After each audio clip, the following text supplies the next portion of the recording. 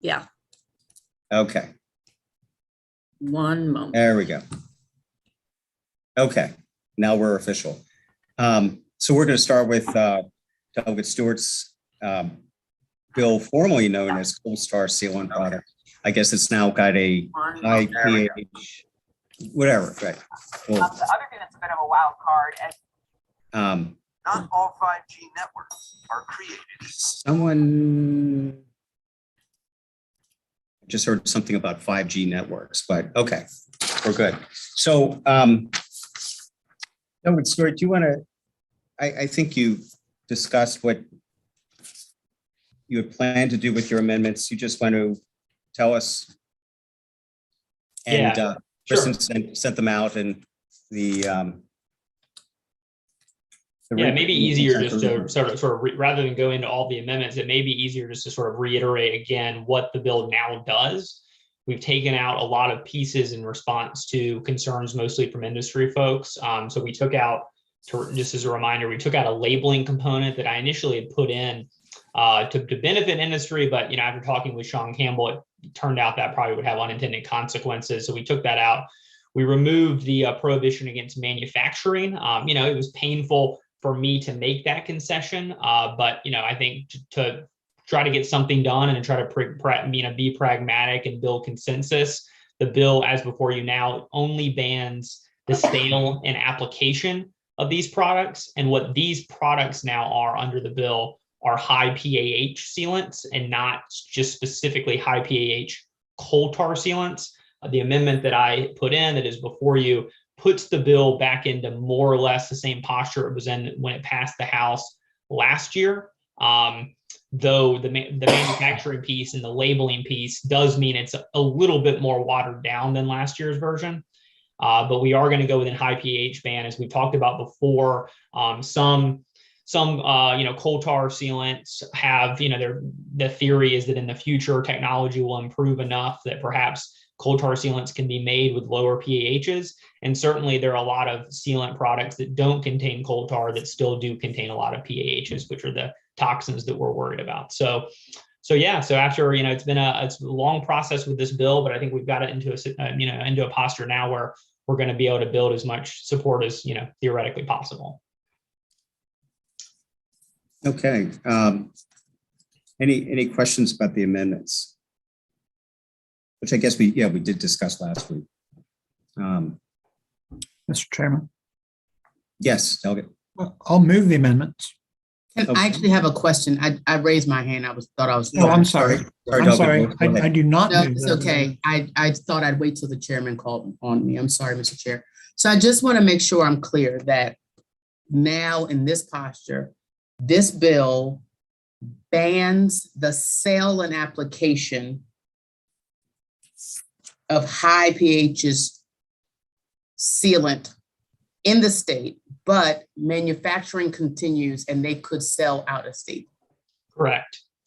And it's just on driveways and parking lots. I neglected to mention that this time. We talked about it last time. It's just driveways and parking lots. We're not talking about other uses of the sealant.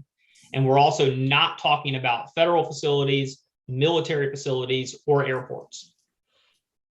I remember this. And it may be a null point, and I guess I'm ready to move this as well, but did we know how much was being sold in the state to begin with? That's a good question. I think this is certainly on the decline. I can't tell you like in terms of the volume or the number of buckets or or whatnot of this that's being pushed.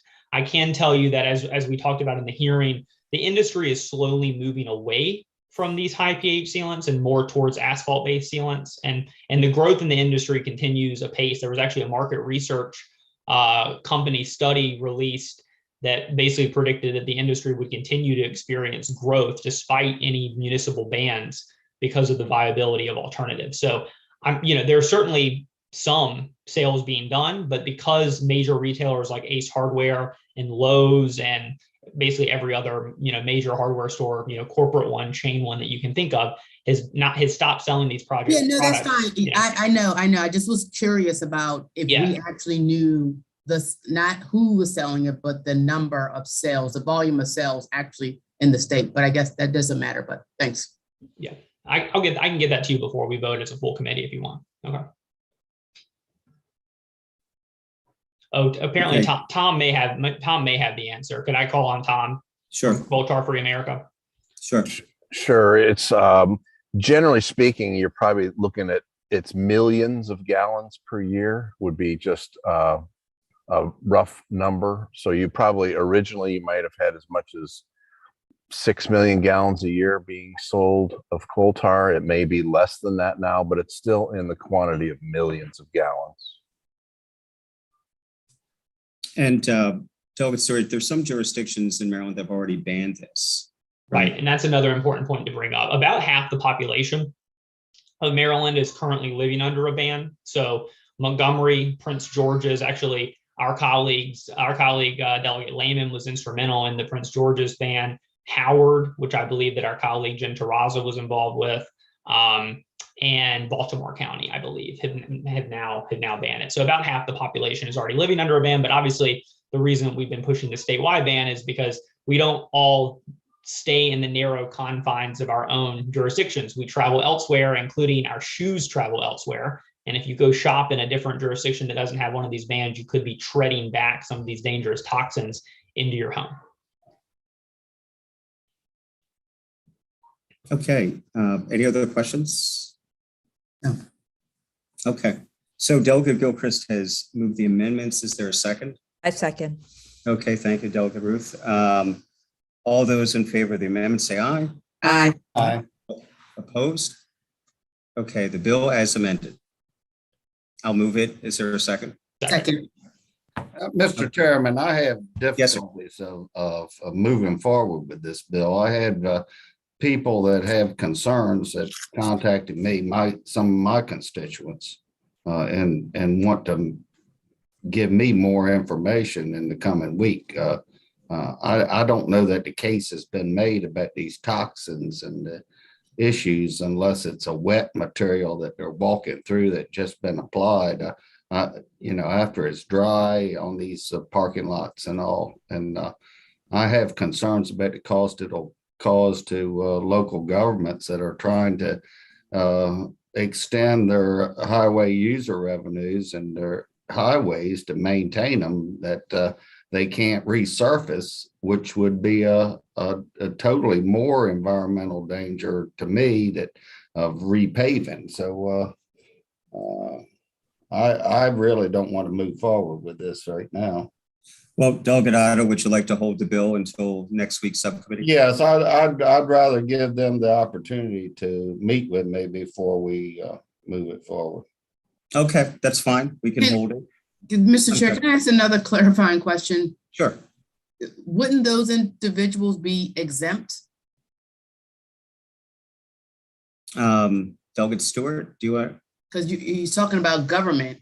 Yeah, Well, Kristen, go ahead.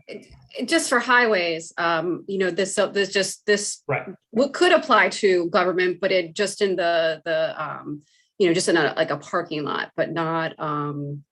I just thought maybe the question was related more to highway applications, and this bill does not apply to those types of That's applications. what I'm clarifying, because it sounds like. Yeah, that's this what is you're- driveways and parking lots. Well, some of the same contractors that are doing these local streets and all subcontractors are doing the parking lots as well. And I just have reservations about moving forward with it till I hear more from them. Yeah, that's totally fine with me, obviously, Delegate Otto. And I would just, I would ask you if it would be helpful to, for them to meet with me or to provide any of these issues directly to me. I could connect them. If I can't answer the questions, I can connect them with folks that can to make sure they have all the questions they need or all the answers they need rather before next week. Thank you. Yeah, and Delegate Otto, if there's any additional information that you want to send to the subcommittee before we meet next Wednesday, by all means. Okay, we're going to hold the bill. We've approved the amendments. So we'll, the posture of the bill is the bill as amended, and we'll, take it up again next week. Okay, House Bill 131, we discussed it, and I think we mentioned last week, the delegate Lehman was going to provide us amendments. And so, Kristen, could you discuss the amendments that she's given us?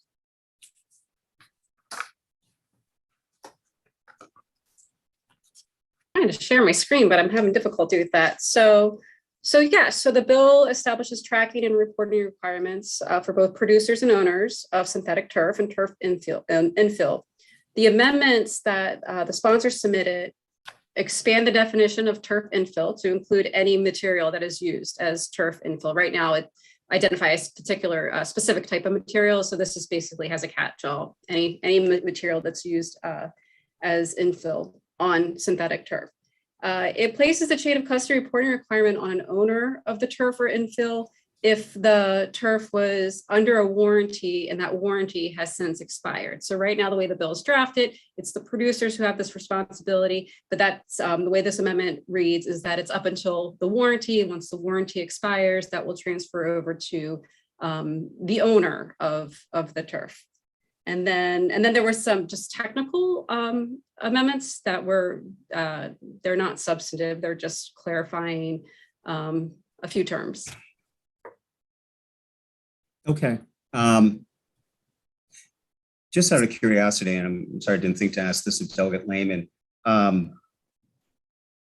When a warranty is issued for synthetic turf, do we know how long it is typically? It's not essential, but I think I heard like 8 years, but I'm not sure. I'd have to look into that. I don't have it written down. I'm just going off of my memory from some of the conversations I've. Well, 8 years was the life of 8 to 10 years is the life of the turf. The life of the turf far outweighs on a warranty. You know, there's okay. I think I'm on this. This is so complicated. So just so I'm clear. So now what we're saying is that Regina T. Boyce, the turf company, sells Chair Stein the turf. And it, of course, will be my responsibility to report that I sold it to Dana, but the responsibility of it is mine until the warranty is up. And therefore, the next, of course, person, Dana, would have to then, of course, report what he does with it, recycle, transfer, so on and so forth. So I just don't understand the warranty piece. Because once you have it, you have it. You, Delegate Boyce, when you say you don't understand the warranty connection here, is it why she would be tying the responsibility to whether the warranty is expired or not? Or I think so, because I think it's the warranty. I know why people get a warranty, but if it's in my custody, then it's ultimately my responsibility because I'd be the next person, not the company, to move it. So the way, and I think too, just to understand the language of what exactly is required to be reported, the manufacturer is required to report from the manufacturer, start with the customer manufacturer, but then the next language is if known, the installation and final removal from the site. So it's a little bit of a, I don't know, the term squishy of what their responsibility is. You know, if the information that they are required to report is the manufacturer, and then there's this piece of, and then if known, installation and removal. And then, as you noted, that continues until a warranty expires. And then it transfers over to the responsibility of the owner of the field. Okay. Okay.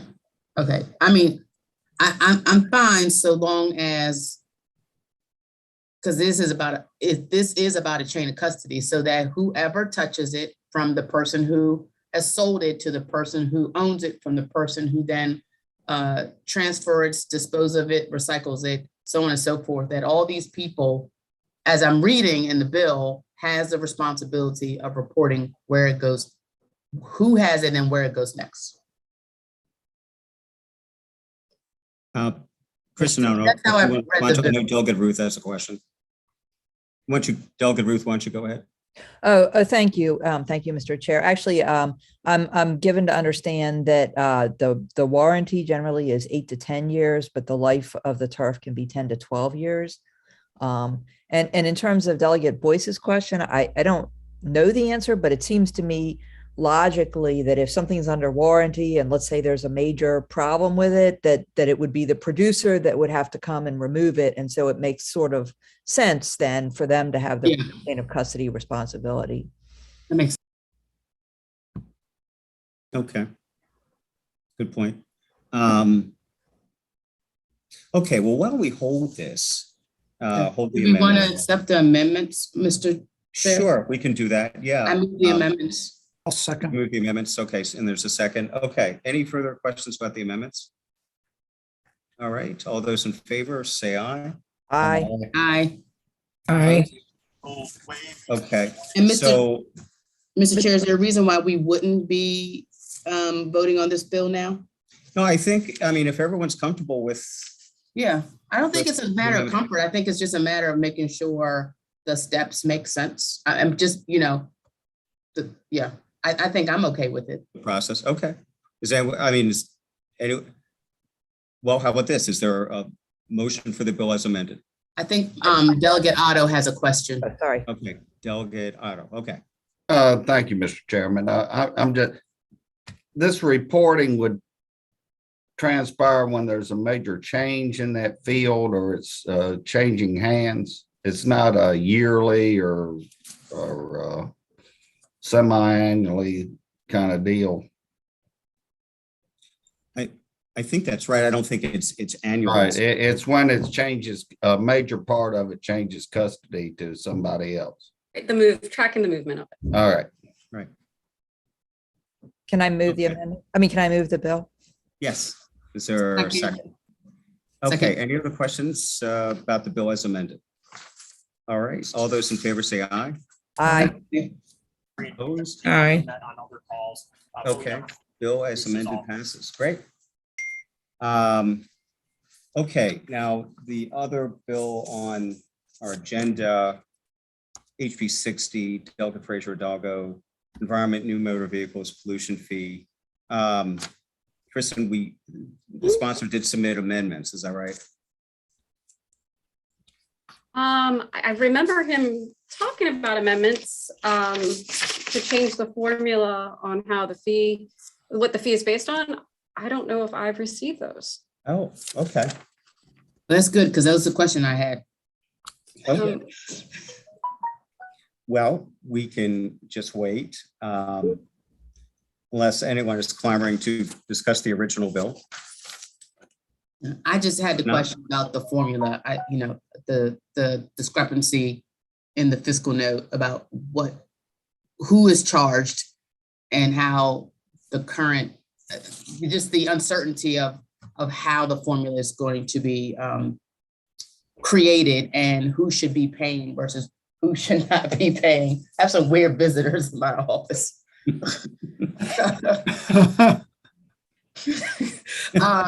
So sorry. I'm just- I hope they're not rodents.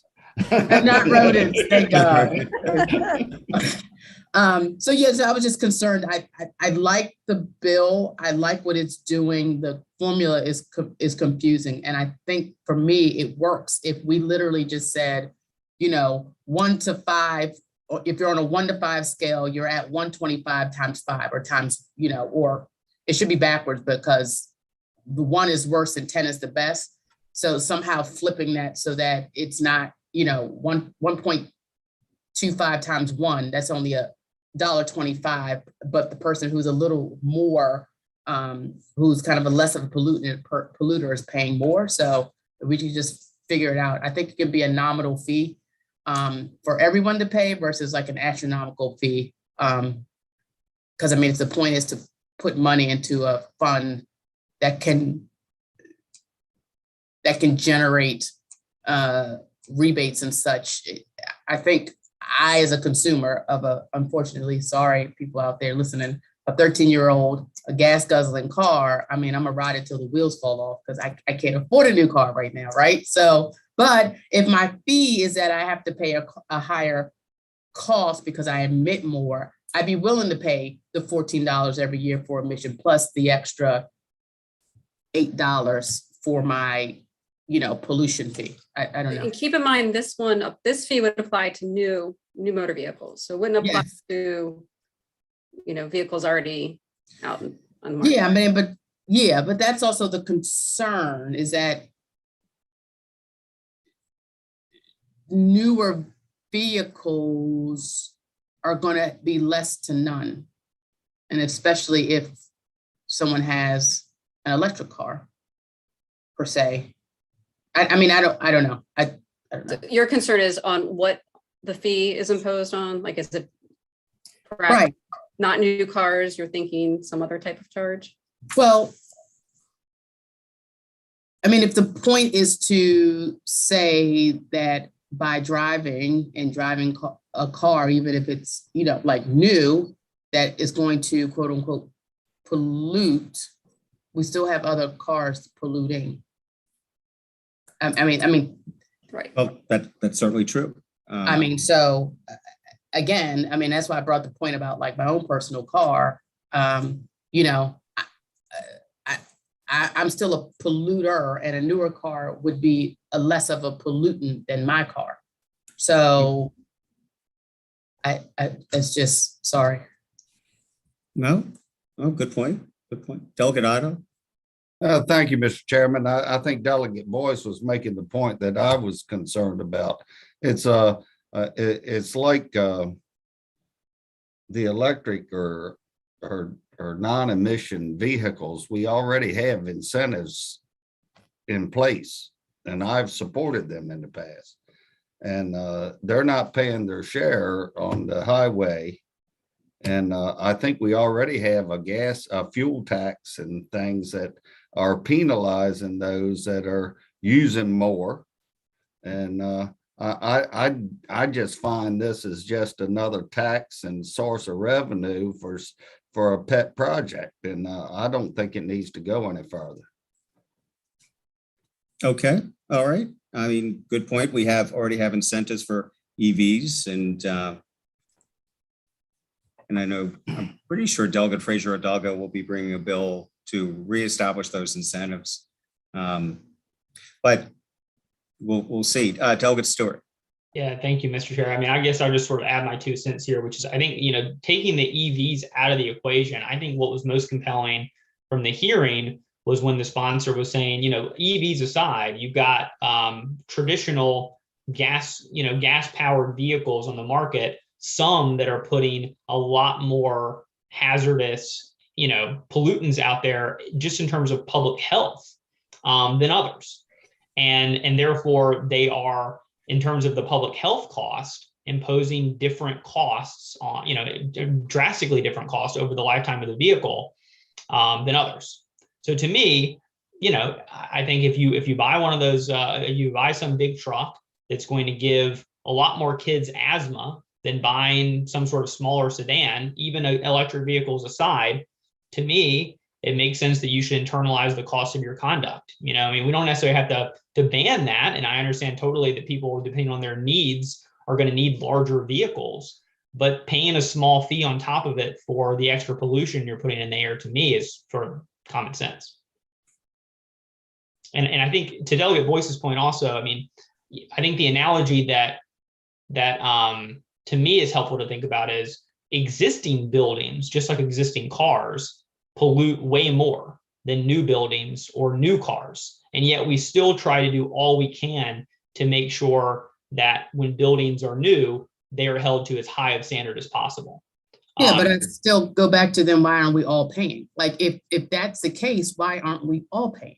That's just my point. Why aren't we all paying what? What do you mean? Then if you have a car, then everybody pays. You're saying Delegate Voice, regardless of whether it's new or not. Yes, absolutely. Well, I think over time, the cost would be passed on, right? The idea would basically be that, a new car today, if you have a small increase in the fee of what it would cost over the life cycle of that vehicle. When it hits the used market, it would retain that higher price. So whether you're buying a used or a new vehicle, once this bill was into effect for 3 or 4 years, everyone would essentially be paying that extra cost. Delegate Ruth? Thank you, Mr. Chair. To Delegate Boyce's question, I would just add, I think some good comments have been made, but in addition to this, the sponsor of this bill also has another bill which would charge a fee on those older cars that aren't subject to the emissions testing anymore, and that's a separate bill. But I think that is an issue that we're looking at. And to Delegate Otto's point, I think what Delegate Otto said makes a lot of sense. That logically we're incentivizing electric vehicles. So why are we now adding an additional thing? Except that we're at a point where we're already seeing the impact of the climate crisis, and not just the impact, but the cost of it. So there is a huge cost to flooding, to superstorms, and not just a human cost, but an economic cost. And so I think when you look at it that way, we have to use every tool in the toolbox to try to get away from these gasoline powered vehicles that are contributing to that and just going to make it worse as time goes on. Thank you. Okay, well, great. I appreciate the good discussion. We're obviously just going to hold this because we're, if this sounds like the sponsor was probably going to get us amendments. But thanks for the, good discussion about the pros and cons on this issue, on this bill.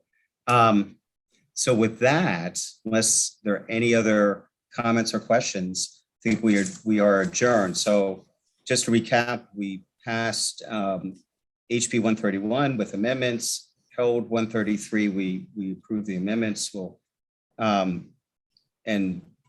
take that bill up, Delegate Stewart's bill up again next week. Sorry. That sounds good to me. That was not a Freudian slip. And in House Bill 60, we'll just wait and see. So, okay. Well, have a good night, everyone. Thank you,